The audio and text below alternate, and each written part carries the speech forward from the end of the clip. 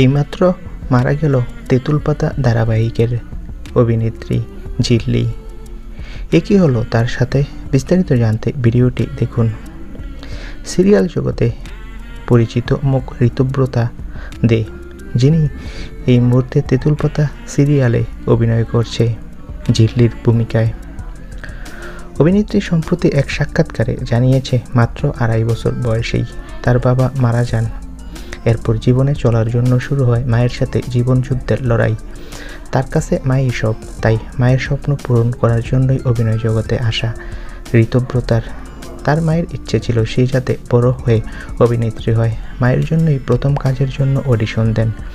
ঋতুব্রতা আরও জানান, ভেবেছিলাম পড়াশোনা করে চাকরি করব, তারপর আচমকাই অভিনয়কে ভালোবেসে ফেলি, আর এখন তো আমি অভিনেত্রী।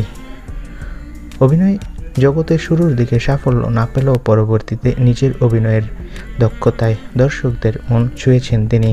তবে গতকাল চারদিকে একটা খবর রটে যায়, সবাইকে কাঁদিয়ে নাকি না ফেরার দেশে চলে গেছে তেঁতুল পাতার ঝিল্লি। বন্ধুরা, আমরা খোঁজ নিয়ে জানতে পারি যে তেঁতুল পাতার ঝিল্লি বাস্তবে সুস্থ রয়েছে। আসলে সামনেই তেঁতুল পাতা সিরিয়ালে একটি টুইস্ট আনা হবে, সেখানে তার চরিত্রটি মারা গিয়ে আবারও নতুন লোকে ফিরবে সিরিয়াল। তো বন্ধুরা, তেঁতুল পাতার ঝিল্লি সামনেই সিরিয়ালে মারা যাবে, বাস্তবে অভিনেত্রী সম্পূর্ণ সুস্থ রয়েছে।